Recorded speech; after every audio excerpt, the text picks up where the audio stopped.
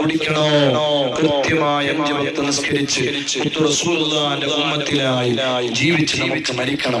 അല്ലാഹുവേ, അതിന് നീ തൗഫീഖ് നൽകണേ അല്ലാഹ്, നീ തൗഫീഖ് നൽകണേ അല്ലാഹ്. ആ 5 വക്ത് നിസ്കാരം അതൊരാൾ നഷ്ടപ്പെടുത്തരുത്.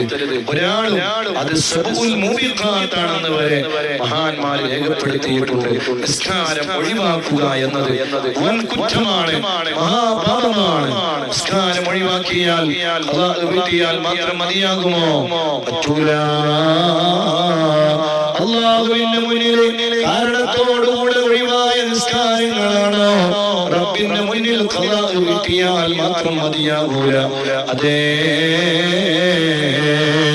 അല്ലാഹുവിന്റെ മുന്നിൽ ഖാലിസായ തൗബ ചെയ്ത് ഖേദിച്ചു മടങ്ങണേ. അതും ആവശ്യമാണ്. ഒരു കാരണവുമില്ലാണ്ട്, ആകെ കാരണം 2 കാരണം. 1 മറന്നു പോകുക, 2 ഉറങ്ങിപ്പോകുക. എന്നും ഉറങ്ങിപ്പോകലല്ല, അല്ല, എന്നും ഉറങ്ങിപ്പോകുന്ന ചില ആളുകൾ സുബഹി നിസ്കരിച്ചില്ല, എന്തായി ഉറങ്ങിപ്പോയി എന്ന് ഉറങ്ങിപ്പോല. എപ്പോഴെങ്കിലും ഒരു ദിവസമൊക്കെ ഉറങ്ങിപ്പോയി എന്ന് വരാം, എന്നാലും വേഗം നിസ്കാരം അല്ലാഹു വിട്ടു. അതുപോലെ മറന്നു പോകുന്ന ആളുകളുണ്ട്. നിസ്കാരം പാടേ അങ്ങ് മറന്നുപോകും. ഈ 2 കാരണങ്ങളല്ലാതെ നിസ്കാരം ഒഴിവാക്കാൻ ഭൂമി ലോകത്ത് അല്ലാഹു വേറൊരു കാരണവും അതിന്റെ വക്തിനെ തൊട്ട് പിന്തിക്കാൻ നമുക്ക് അല്ലാഹു സമ്മതം തന്നിട്ടില്ല. ഈ 2 കാരണമാണ് വക്തിനെ തൊട്ട് അഥവാ നിസ്കാരം ഖളാഇ എന്ന് പറയാനുള്ള 2 കാരണം. അല്ലാത്ത ഒരു കാരണം, ഒരു കല്യാണമോ, ഒരു സൽക്കാരമോ, ഒരു പരിപാടിയോ, ഒരു യാത്രയോ, ഒരു സിയാറത്തോ, ഒരു ടൂറോ ഒന്നും ഈ നിസ്കാരം ഒഴിവാക്കാൻ അല്ലാഹു ദുനിയാവിൽ കാരണമായി വെച്ചിട്ടില്ല.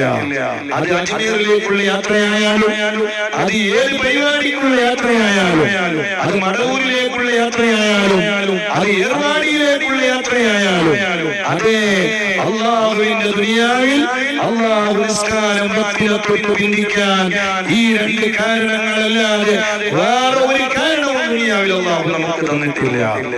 അതുകൊണ്ട് കൃത്യമായി നിസ്കരിച്ചു കൊള്ളണം. 5 വക്ത് നിസ്കാരം കൃത്യമായി നിസ്കരിക്കണം. അല്ലാഹു നമുക്ക് തൗഫീഖ് നൽകട്ടെ, അല്ലാഹു നമുക്ക് തൗഫീഖ് നൽകട്ടെ. നിസ്കാരം അല്ലാഹു നമുക്ക് തന്ന ഏറ്റവും വലിയ സമ്മാനമാണ്. അത് മാത്രമാണ് നിർബന്ധമായി എല്ലാവർക്കും ചെയ്യാനുള്ള.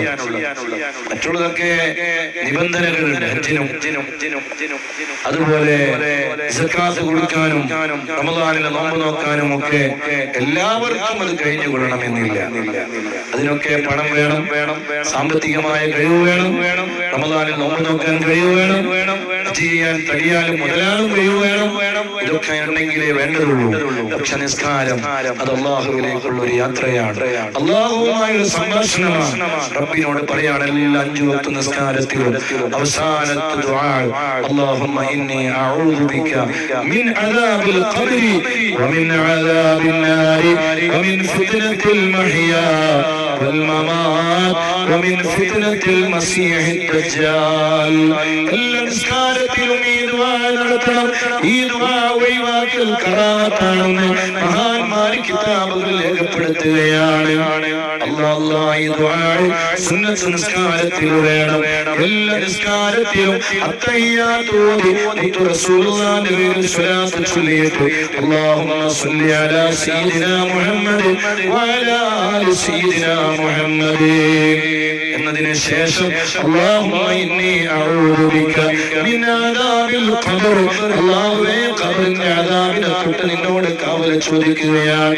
വമിൻ അദാബിൻ നാർ, നരകത്തിനെ തൊട്ട് കാവൽ ചോദിക്കുകയാണ്. വമിൻ ഫിത്നത്തിൽ മഹ്യാ വൽ മമാത്, ജീവിതകാലത്തും മരണസമയത്തുമുള്ള സർവ്വ ഫിത്നയെ തൊട്ട് അല്ലാഹുവേ നിന്നോട് കാവൽ ചോദിക്കുകയാണ്.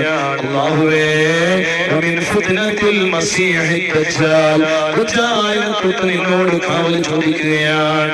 അതിനുശേഷം ഇമാം ബുഖാരി റളിയല്ലാഹു അൻഹു പഠിപ്പിക്കുന്ന ഒരു ദുആ കൂടിയുണ്ട്. അത് ഏതാണെന്ന് അറിയുമോ? അല്ലാഹുമ്മ ഇന്നി അഊദു ബിക മിനൽ മഗ്ഫമി വൽ മഗ്റമി.